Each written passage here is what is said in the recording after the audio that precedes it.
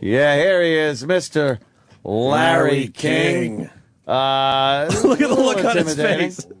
Yes, sir. I know you're thrilled. We are thrilled. We are thrilled, sir. We have watched you for many years. Try to hold it down. Okay. And we are, in fact, on the air. A lot of people walk in and go, are we on the air? Yeah, Sirius Radio. I listen to Sirius. I know it's okay. By the way, is this air conditioning designed to kill people? Is that it? It is quite a draft, right? Yeah. You want to move over one? I would like to move over. Move over there. Jim Norton's seat. It's either get cold or get some kind of a communicable disease from Jimmy Norton.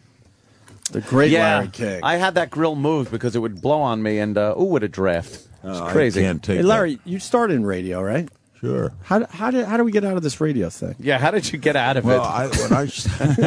Because that's what we... First, I'll tell you about I started in 1957. Neither of you were born. No. Right? Okay. No, close. And I always wanted to be in radio, and I thought I'd be, honest to the truth, I thought I'd be either a sportscaster or a comedian. This is why I'm doing this comedy tour. Yes. Because I've always told funny stories, always appeared at conventions and the like. But I loved radio as a kid. I used to listen to radio. And I was 5 years old saying I wanted to be in radio. Wow. I'd listen to The Shadow.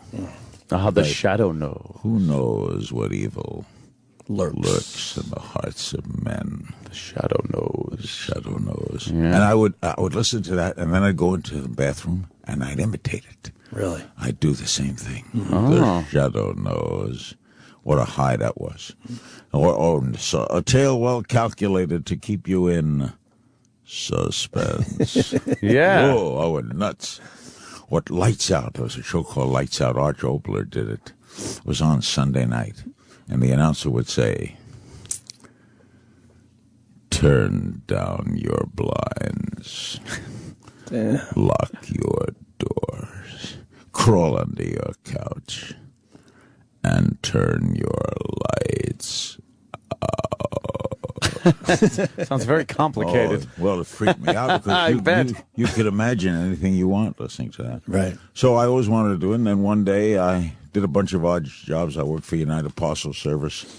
I worked at a building right near here for a factoring company. I just got out of high school. My father had died. I had to help my mother. But I always wanted radio, and I ran into this guy named James Sermons, who worked for CBS. Right. And I said, where could I break into radio? I was 22. And he said, go down and try Miami, because it's a lot of stations, no union. So there's either guys on the way up or the way out. And you had no experience at all except for just practicing in the bathroom. Knocked on doors, and this guy at a small radio station said, I like you. We got a big turnover here. If you hang around, learn a little of the business. First opening you got. What was radio like back then when you started, though? Well, it was a lot of stations. FM was nothing. Of course. FM was. In fact, our station, our big station that I joined, gave away its FM station. They gave it as a gift to the University of Miami. Right. I think that station is number 2 in the market now. Oh, no kidding. Oh, there were a lot of stations. And, of course, the Spanish influx started a couple of years later. And a lot of Spanish stations. And it was fun because you picked your own music. Mm-hmm. At least on the station I was on, we played Sinatra and Ella Fitzgerald. And you got to pick the songs. Oh, yeah, you picked your own songs. But I did everything. I did news, sports, jumped there. I did everything in the world. But my first day on the air, now this is a life's dream come true, right? I'm going to be on radio. Monday morning, 9 o'clock, May 1st, 1957. And I'm nervous as hell. And the general manager calls me in. And he says, this is your big day, kid. You're starting the radio. I said, yeah, I'm nervous. What name are you going to use? I'm stunned. My name was Larry Zeiger, Zeiger's no good. It's too ethnic, and people won't know how to spell it. You need another name. I need another name. I'm 10 minutes, got to go on the air. And he had the Miami Herald open, and there was an ad for King's Wholesale Liquors. And he says, how about Larry King? That's how I never knew that. Sounds fine to me. Whoops. Now I'm in the studio. I got my record cued, Les Elgart, swinging down the lane. Dun, dun, dun, dun, dun, dun. I'm going to fade it and talk over it.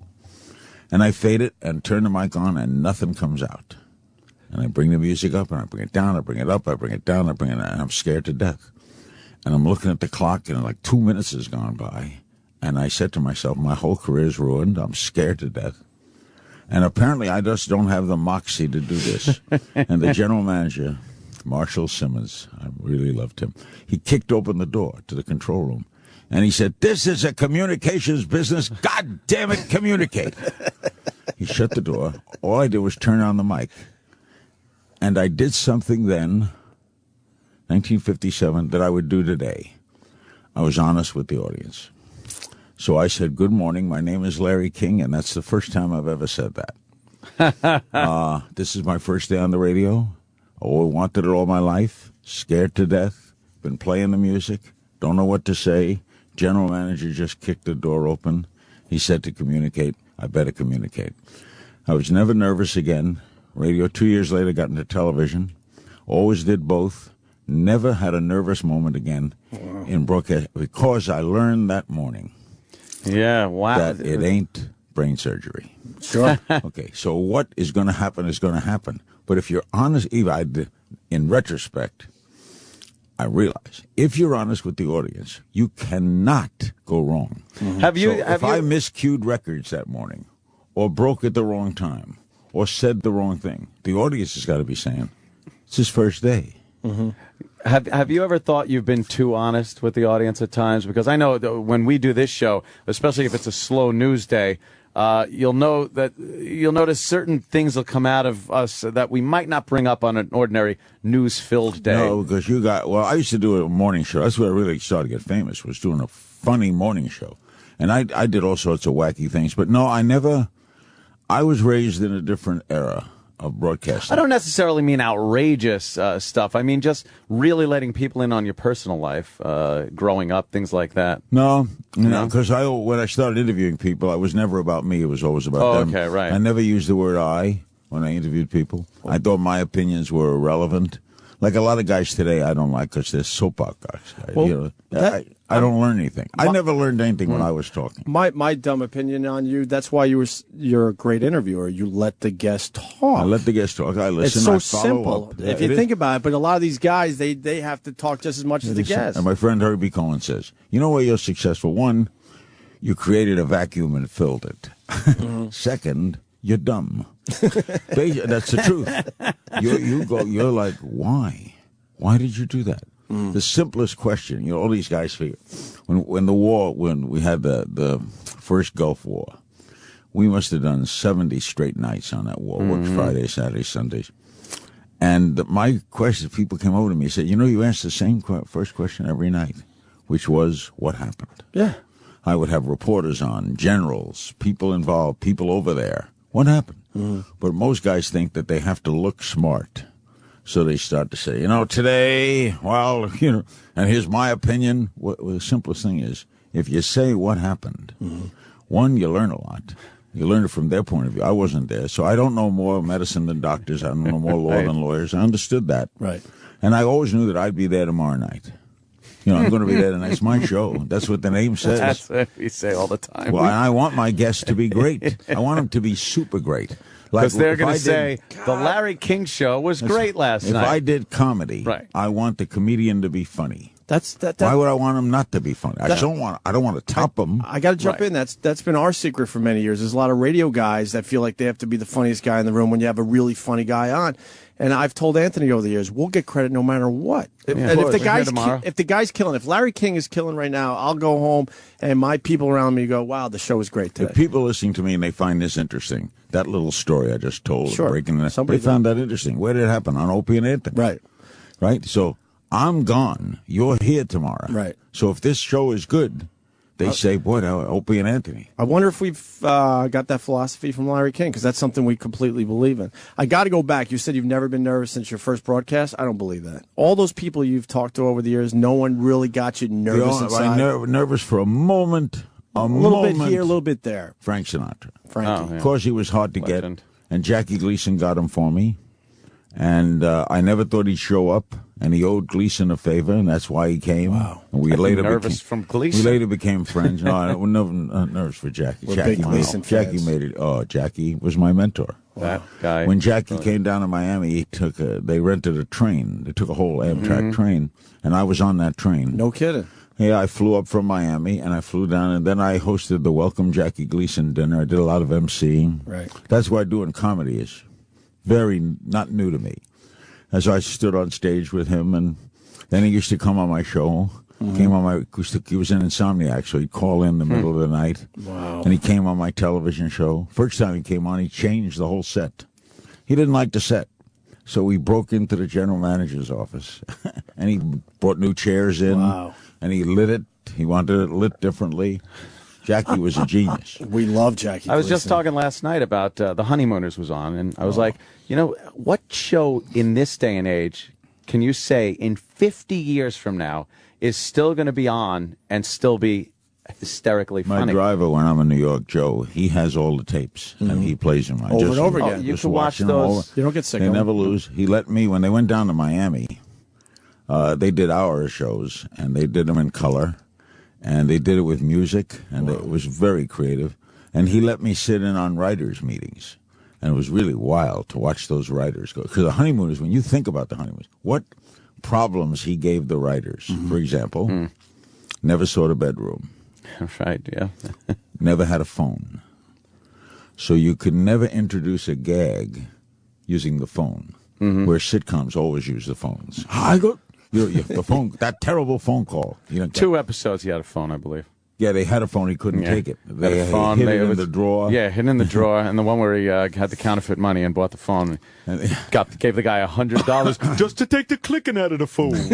And then and Norton was a genius. You had to come to the Yeah. door or look out the window or go to the raccoons. Right. The raccoons where they wave the back of their. Yeah. Yep. The raccoon. Woo, woo, woo. That was but Jackie was a comedic genius. Never rehearsed. Wow. He had a guy built just like him, a friend of his for years, who would do all the rehearsals. And E-Rock?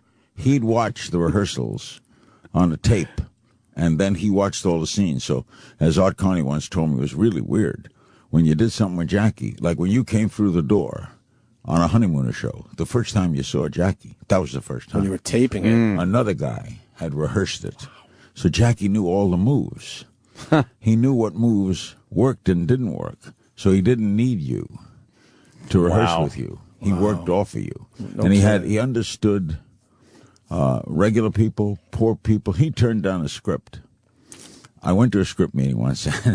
They came up with a funny idea. In the 40s and 30s, in the Depression years, they would have rent parties in Brooklyn. A rent party was if you couldn't make your rent. You threw a party for your friends. You had a little dish by the door. The friends threw money in when they came in. And you would serve the Coca-Cola and pretzels. They could bring beer, and that's the party. And funny things happen. Money gets lost. Things get lost. And I'm sitting in this writers' meeting, and it was really funny. It had a million jokes.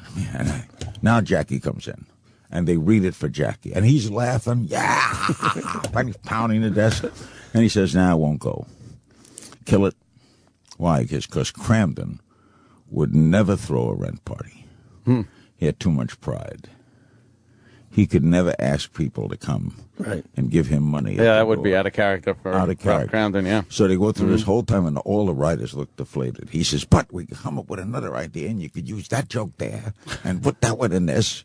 So You know, the jokes he just- wouldn't be lost. The jokes would not be lost, Right. but the concept was lost. Right. What a great thing to have, memories of actually hanging out with Gleason. That's That's amazing. the only part of growing old that's good. How did you? The How did rest you? is a bitch. How did you go Anyone who from? tells you these are the golden years is a The freaking liar. liar. crap. These are not the golden years. How did you go from spinning records and talking on the radio to interviews and was a becoming great- a it's a true- famous interviewer? There was a famous restaurant in Miami Beach called Pumpernicks, and they were open 24 hours a day, and the slow time of day was in the morning, mid-morning, like from 10 to 11:30. So the owner of Pumpernicks used to listen to my morning show, right? They had a lot of funny things. And he liked me, and he says, "Why don't you come to my restaurant every morning? When you finish your show," I was on from 6 to 9, "drive up, I'll give you some extra money, and we'll do my show from the restaurant from 10 to 11. And that show, so I couldn't prepare or anything. I just came, I was interviewing waiters and visiting visiting people going to conventions. And one day Bobby Darin walked in. And I love Bobby Darin. And Mac the Knife was the #1 song in the country. And he was up early, and he had listened to me. And he came over. So I put them on. I couldn't prepare, but I loved it. And then Jimmy Hoffa came. Wow. There was a Teamster convention. Wow. And Hoffa came in with the Teamsters, and suddenly I'm 23 years old, and I'm interviewing Jimmy Hoffa in a restaurant. But I got to love it. I got to love asking questions. I got to love the listening part. I got to love everything about it. And that show propelled me into getting a television show, Sunday night TV show on the ABC affiliate. And then they moved the radio show from a disc jockey show to a nighttime talk show. They didn't call it talk show. It was just show. It was just and I did a show from Surfside 6, the houseboat, which was very big at the time because it was where a TV show was filmed. And that started it all. You said you used to do wacky stuff as a morning guy. Oh, yeah. What was the wackiest thing? Well, I had a. It might sound dated now, but at the time, well, maybe I'm sure. it isn't dated. Okay. Oh, okay. All right. Okay, wait a minute. I had. Don't make us compare stories. This occurred because in driving to work, I would listen to traffic reporters. Right. And they would say things like, this is Miami, right? I-95 is jammed from 37th Street to 67th Street. Please use 7th Avenue. It's a lot easier, right? And then 10 minutes later, the guy would come on and say, 7th Avenue is jammed. So he caused the problem. Yes. Mm-hmm. So I got to thinking, I'd have my own traffic reporter. And I just hit a little switch, changed my voice a little, called him Captain Wainwright, and he turned into a crooked cop. And he would offer things to the audience. He would interrupt me. It was me talking to me. Right. But he would sell flashing lights that you could put on top of your car and play cop. You could drive around. He would take bets inside. He was a phony police officer. And that thing caught on. People had bumper strips called Don't Give Me a Ticket, I Know Captain Wainwright. Wow. And I turned him into a character. Then I would interrupt song. I put a song on at the wrong record. Mangos. Rosie Clooney had a hit record called Mangos. And I hit the wrong speed. It was at 45. Hit the wrong speed. I hit the How old are you, Larry?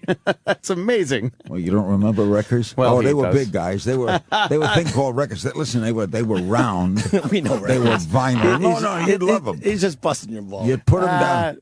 I know he is. I'm busting him. You put him down with a little needle. It was fascinating. You could scratch him. And we had a thing called. Sometimes you had to put a penny on the thing. You had a thing called queuing. Oh, you had to queue up your record. The record, right? Anyway, I put this record on at the wrong speed and actually played very spa. I let the whole thing play.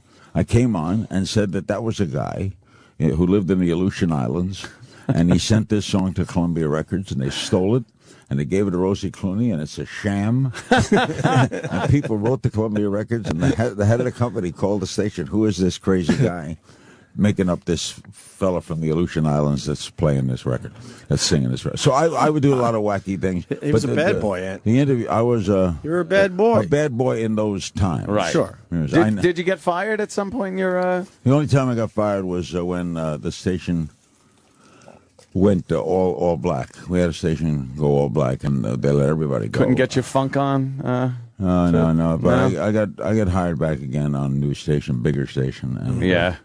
And then the TV really took off. Then I was on a station for 18, which is unheard of now. 18 years on one station.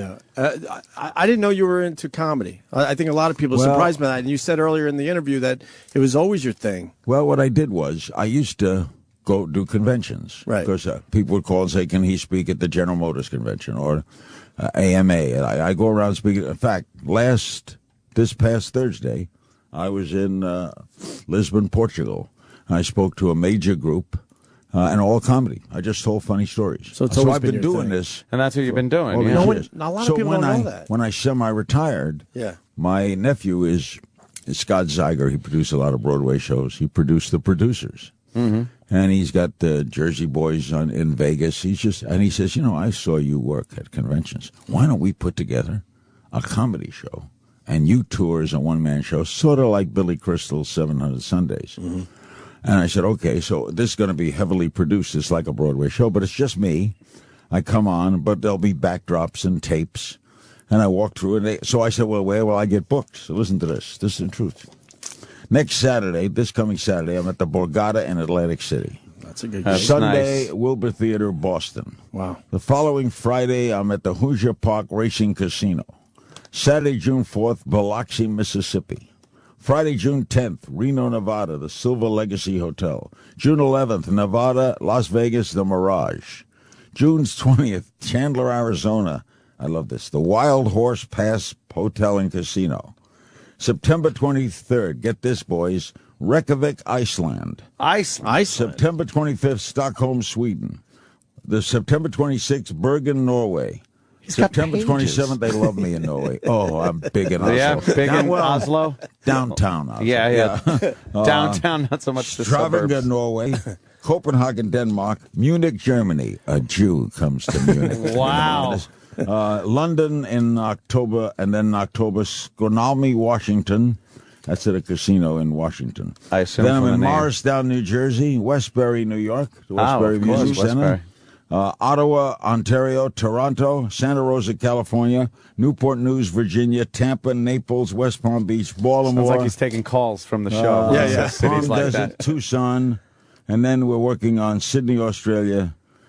And So who doesn't like you? Exhausted. Who doesn't like you and your family? They're making you work that hard, Larry. Jeez. well, You're supposed to be they're semi-retired. They're That's not mostly Friday and semi-retired. Saturdays, and frankly, I wonder why I agreed to this. Yeah, that's a lot of dates in a lot of places. Because Wow. I got two little boys, and I really love them. And even though I'm my age, I have a wife who's 26 years younger. Yeah. So we have two little boys. People see us together. I know what they're thinking. I always say the same thing. I always say the same thing. If she dies, she dies.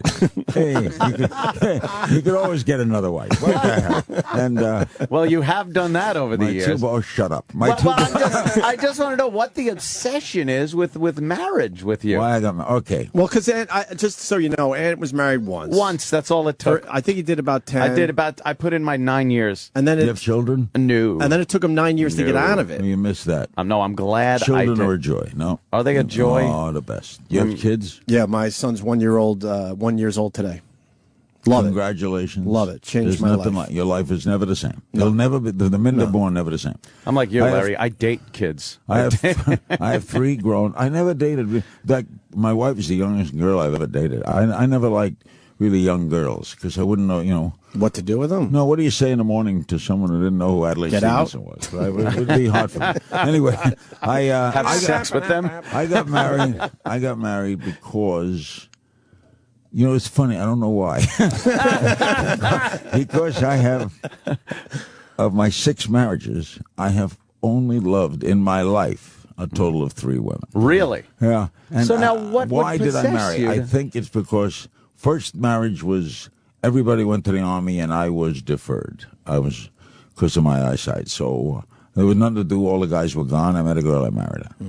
And then I went down to my, and then, I discovered what you like at 20 is not what you like at 30. Exactly, yeah. So I think when I see a marriage that's 56 years, they've been married 56 years, I got to figure they made a lot of compromises.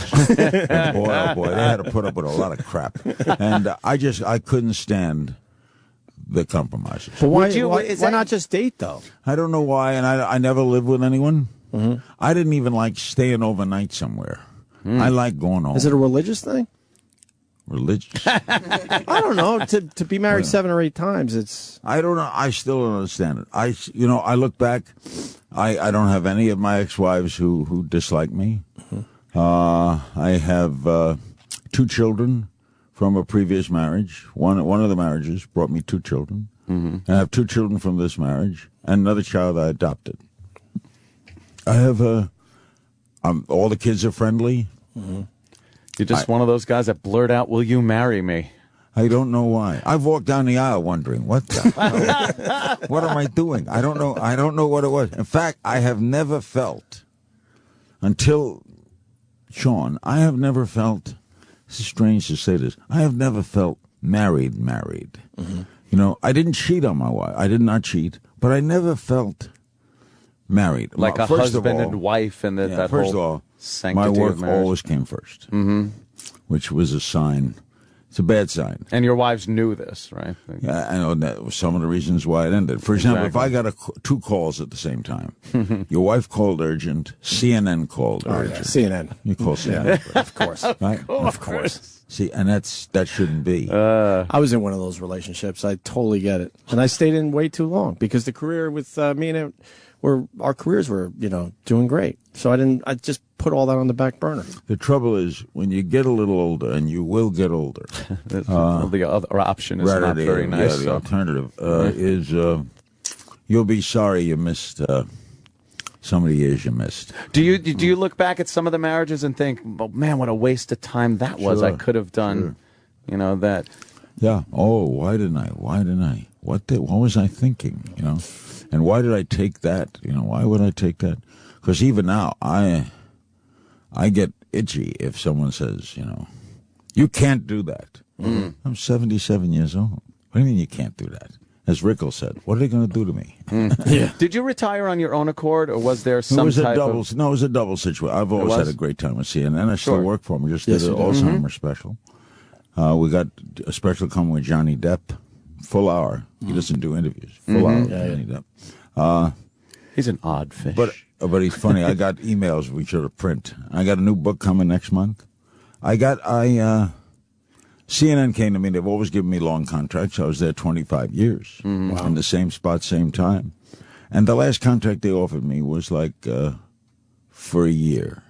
And I read it like writing on the wall. Mm-hmm. So I said, well, what, maybe it's time you want someone new. And the ratings had gone down all over the network. How long did you know before it was announced that you were pretty much done? About 2 months, but I hadn't actually. Yeah, I worked right up until 6 months, and I'm still being paid because I had a year still to go, and then I'm doing another 3 years of 4 specials a year, so I'm still part of CNN. Okay, but I can do anything else I want now. I can do a comedy tour. I can do commercials. I can do. The only thing I can't do is I can't go to Fox News or to MSNBC. Right. Well, they're two big rivals. I can't go there. You don't miss the grind, do you, of doing it every day? No, I tell you what I miss. I miss a story like Obama. Oh, yeah, I was going to ask you about this. Osama bin Laden. It's got to be killing you not on TV for this. You want to run in and do it. You want to run in. Or Japan, a terrible thing to happen. Or Mubarak leaves Egypt. You want to run in. However, you don't miss, the Kardashians.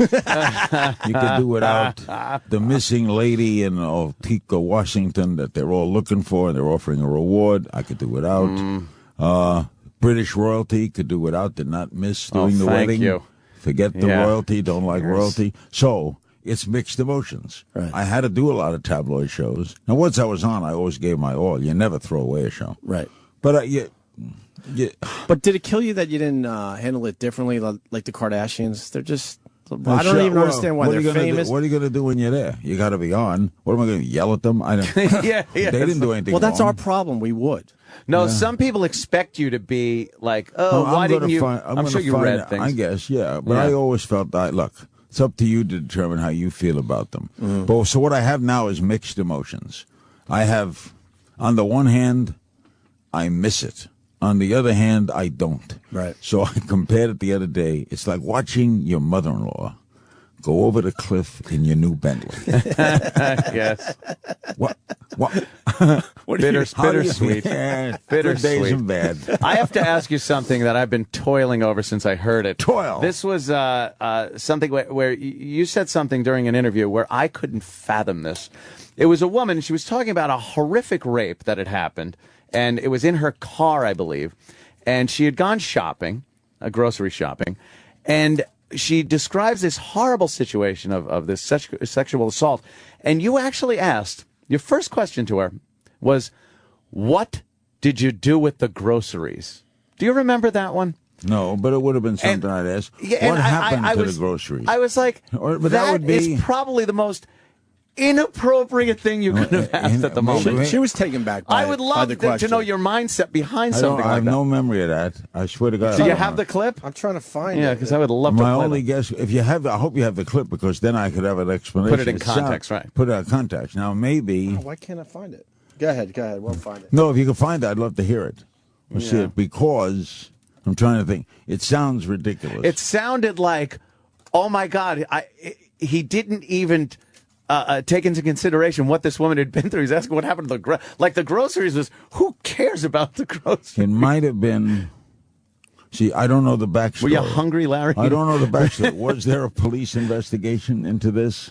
Oh, and perhaps there could have been some evidence. Was there someone accused who was denying he did it? See, in other words, if you give me the whole story, I can give you a case where some kind of context. Let me hear it. Okay, Which one is it? Right. Sorry, we're not prepared. I thought we had this right in front of me. 18. Okay. Yeah, pop that in. Track 18. This was the. Yeah, well, I got the long version. So. Okay, that's good. That'll put it in context. It was about a minute. Here we go. It's got to queue up. As I came out of the grocery store and got in my car, Philip knocked on my window and said, I can't seem to get my car to start. It's cold. Do you think you could give me a ride? Which way are you going? And of course, he was going to go any which way I was going. And so I did. Why did you let him in the car? I don't know. It was the worst decision I've ever made, I think. It truly was. What happened when he got in? When he got in, I filled his hands with a lot of food that they had in the front seat anyway. I tried to engage him in... He was holding your food? Mm-hmm. He was. I tried to engage him in small conversation on the trip. I tried to stay on the main street, and when I got ready to turn, he said, well, where I'm staying is right up the road here. So I took him a little further up, and then just turned around the corner and pulled over, and he slammed my head into the steering wheel and pulled out handcuffs. He took my keys out, threw them on the floor, and pulled out handcuffs and handcuffed me and said, I just want a piece of ass. If you be good, you won't get hurt. What did he do with the food?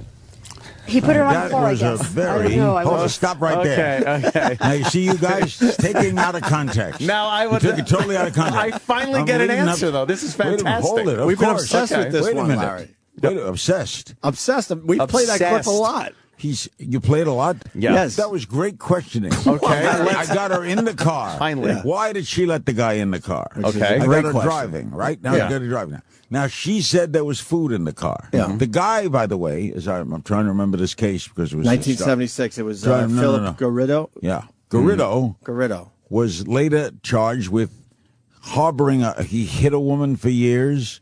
He's still alive somewhere. The Garrido case, right. Okay? Mm-hmm. He denied it. His lawyer was denying it.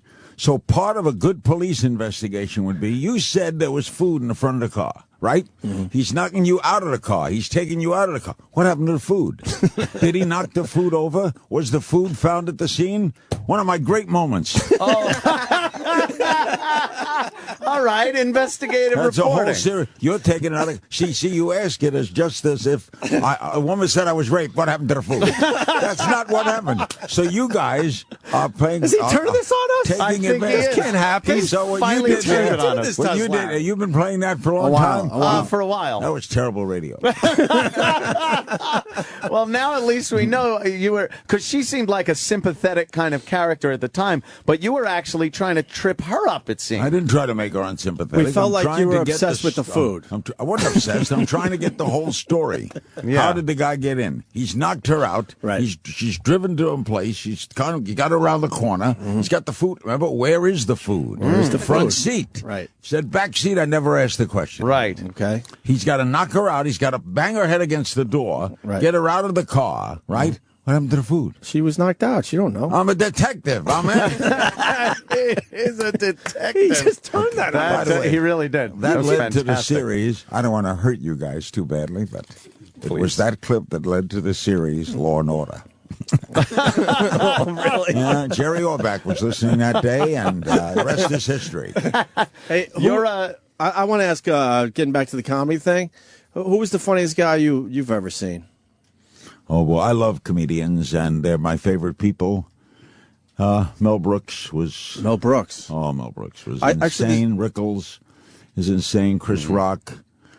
So many funny people. Seinfeld is hysterical. Larry David is drop-dead funny. Yeah. I love Rickles. Kirby Rickles. His birthday yesterday. He's 85. And still doing it. Still doing it. Larry, and he and I, his son's name is Larry, he and I go back to 1970 60. Wow. And he came on my show at Pumpernickel. He came dressed as a busboy. Wow. He would walk around. You want more butter? You, lady? You're asking more? I had him on with Lenny Bruce once. One of the good stories. You guys knew Lenny Bruce? Of course. Oh, yeah. Well, Lenny was a friend of mine. See, I go back. Yeah. All right, Lenny's on. We're on at Pumpernickel. Me and Rickles, and Lenny walks in a prison uniform. A full Florida State Rayford prison uniform. And I put Lenny and Rickles on together. And the obvious question, Lenny, why are you wearing a prison uniform? He had a friend at Rayford that smuggled the uniform out to him, and he likes to wear it on the street, and he likes to ask cops directions while wearing it. Why, Lenny? He says, because he likes to see what's in the cop's mind. Why is this convict asking me directions? This guy's got to be an escaped convict. Do I make a pinch? But what if it's a brilliant guy who thinks I won't think that an escaped convict, so I can't be an escaped convict? So it's just a gag. But what if it isn't a gag? That's and I'm exactly letting a how guy, he was. and he's going through his whole thing, and it was Lenny. And Rickles says, Lenny, get a job. That's Rickles. It was really fun. And Seinfeld was probably some of your, I think, your best shows with as far as having a comedian on. I love Jerry. It always looked like there was some type of tension between you two. I don't know why. Of course, when I asked him, were you canceled? He got Right, mad. right. Yeah, We play but- that clip a lot, too, Larry. Were you aware we were the #1 show? You were not aware of this, Larry? You followed that up. That same night, we were both on Conan. Mm-hmm. We kidded about it that night. He was still great. kids me about it. Then he put me in the Bumblebee movie. I was Larry B. King. Yes. Did you ever see the Bee movie? Yeah, it was pretty good. Yeah. I liked it. He put me in the Bee. I say we're very far. I see him at ball games. Mm-hmm. You know, Yeah, that was the exchange by the was way, always I don't very good. follow.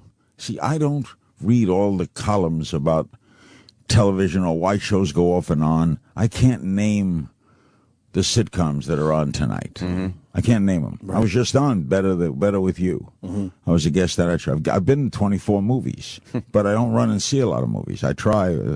So if I don't follow television, I don't know why shows leave. Right. You know, I don't know. So it was an honest question by you. Yeah, I didn't know. Why You just didn't know. Why would a show leave after 9 years? Mm-hmm. And where were the groceries? And where would it? That was another good question. I don't know. How does he spin that one? I know. It's because he's been around a lot longer than us. No, when you played the Prelude, if you just played one, if you guys just play, here's a girl that's just been raped, here's Larry's question. What happened to the groceries? But that wasn't what happened. So Right. you guys have been defrauding your audience? Of course. Well, now we got the Which, answer. by the way, has nothing to do with you guys. No. We've had a hell of a ride. Well, Larry's got to wrap it up. But you I'll must be in Atlantic City Saturday yes. night Oh, at the really? Borgata and in Boston Sunday night. You go see Larry King. Obviously, big with kick. the You're years honest, of they're stories funny and stories. stuff, it's got to be extremely interesting and funny. How long you two been together? 17 years. 17 years. Are you Amazing. socially friendly? No. Not like we used to be. No, he lives in the city. I live out in the suburbs. We have different lives. Yeah, we used to. Our lives used to be a lot more Now, wait a minute. Hold on. common. I'm married with a kid. You're a city guy married with a kid. You're a single guy, no kids, and you live in the I suburbs. live out on Long Island. Yeah, Why do you live way got a out? compound. because I like a big house with But a there's pool. no and- action. No, Larry. Larry, it's not far. He knocks him back. He's doing fine. LaGuardia's real close for the far ones, and the train is there for the close ones. You like having LaGuardia close? Oh, it's nice. Worst airport in America. You like it? Oh, It's please. horrible when you That's fly what to it's that voted. place. It's voted the worst airport. Like landing on a carrier deck. That's scary. goddamn airport. I was at the Met game yesterday. Boy, a plane goes every 20 seconds. Who's in yeah. the control tower? could count the Who's rivets. asleep? Yeah. You don't know if they're going to land right on the More field. importantly, they know they're going to Frightening. get a new stadium, and they put it right where the traffic is still. Move Yeah, it they could've somewhere moved it a else. little Yeah. bit. Move By it a the way, mile. what's the greatest misterm ever said? I'll tell it to you, okay? Near miss. Near miss. Oh, right. Yeah. Well, It's a near hit. it's a near Of course. hit. It's a good miss. Why do we say near It's a miss? far miss. Why do we say it? We're all. Why do you keep looking away? Huh? You keep looking out the window. No, because we have instant feedback and phone calls. I'm just seeing if anyone has something that is good for this segment. This is like modern radio. Yeah. You Oh, that's pre-screen the calls, huh? Yeah, because I never preach green clothes. Well, we go on radio. cold, and you realize it's just nonsense, and they don't have anything. Yeah, Not even during the Baba Booey years, you didn't pre-screen. Oh boy, I would never have felt proud if someone were calling in saying "Baba Booey" in honor of me. Yeah, that's true. Do you still like radio? Oh yeah, You do. sure. Why? We don't. It's No, but I like satellite. I'm not going to lie to you. It's the best medium of all. We're frustrated It's that. the best medium because you can think anything you want. You don't have to put makeup But on. regular radio, you still find fascinating. Well, I find, I know I listen to Sirius all the time. Yeah. I'm a sports junkie, so I listen to ESPN, and what I love is old time radio too. Your channel of old time radio. Right. The Shadow knows, like you You said. bring back some of the best shows. Suspense. Right. Were you a Lakers fan? No, Clippers. I'm Oh, an Clipper. underdog You're one of fan. those guys. Yeah, we don't make Underdog the playoffs. guy. No, but it's great when you don't make the playoffs. Lakers got You don't have swept, anything though. You don't have to worry about See, anything. More people said over the Lakers today. Clipper fans are walking around. What the hell? Yeah. Oh, he's gotta yeah. go. Roland's Okay, telling guys. us you got to Larry, this was a pleasure for us. I Thank got you to so say. much. Great Absolutely. meeting you finally. And, Thank and how do you. we? How do they find out where you're going to be? Because you have a lot of dates there. But is there one? Is there one? One place they could go? Where do you go? Because now I want to hold see. on. Probably a website. No, I you would can get gather. information. There's a website. Hold on. Yeah. Where do they go for Larry King dates? What? Base Entertainment. Oh, yeah. Base Entertainment. BASE. Okay. Entertainment.com. BaseEntertainment.com. And as I leave you guys, Larry I have King? only one thing. Yes, sir. What happened to the groceries? Larry King, everyone. Thanks, Larry. Thanks, Larry. Are we done? Yeah. All right, we're done too. You done for the day? Yeah. Oh. We'll see you Bye, guys tomorrow. everybody. All right. Opie and Anthony. Opie and Anthony Show on the virus. Sirius XM.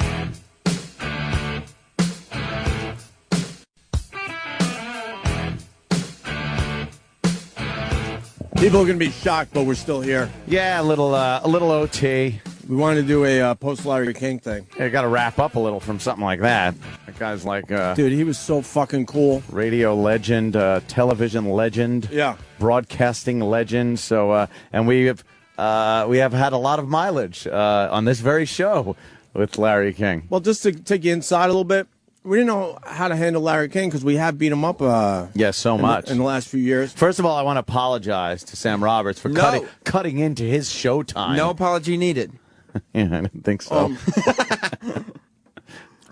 I was relieved because I was When you realized that he wasn't doing the show at 10? We're not talking about me. Oh, sorry. I certainly was a huge Larry King fan. Yeah. And especially when in his prime, because he is like a great interviewer. Yeah. And then it got a little weird at the end there. But Groceries. and we didn't know how we were going to handle the Larry King interview, and he made fun of himself, which Yeah. threw the fucking what we were thinking of doing away. Well, he's old enough too. I guess you just reach a point where you're like, I don't give a shit Right. what people think or say anymore.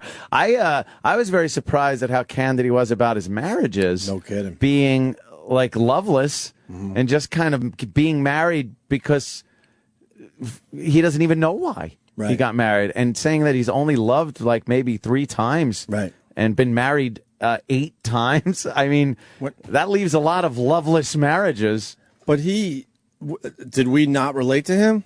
Oh yeah, With our past that's what I relationships, mean. because he's Fuck like, yeah. when he said, "I don't know why," I could say the same thing about my long-term relationship when we were becoming Yeah. big radio And stars. my marriage. I don't know Absolutely. why. I don't know why. But if Stuck that shit and out. it's same shit. If NEW called or there was an urgent situation at home, I would have taken the call from NEW. And not only that, we used to stay late after the show was over, Right. just to avoid having to go home. And we just stayed in these dumb relationships. Yeah, and then you regret like all the thoughts of the fucking What I could have done with that Kahlua time. girls, Right. At the club appearances we used to do, and they asked us to go skinny dipping with them and shit, and you got to say no because you got to get home to your fucking wife that you're not even going to be with in a while. What a waste! God, those girls were hot. Fuck! We should have had pond scum on us. I know. Should have smelled like fucking vagina and bacteria. And I'll also break down another wall because Stephen S. from Bayshore goes, "Wow, Ope, I love the very quick no." And Larry King asks if you guys hang out and are friends. That's become a bit. It's like Opie We have- said no, and I went not anymore. Right. Of course you're gonna. If you need to know, we're in different worlds and live, in different places. We used to live not even a quarter mile away from each other. Exactly. Like right across Main it was Street. a lot easier for one to call up and just go, you want to grab some sushi, you want to do something, you want to get away from our chicks, something. Right. But yeah, it's a lot more difficult now. You got a kid. I'm just fucking, But when I yell Long no Island quickly, fucking it's white trash. It's a joke. Yeah, lighten up.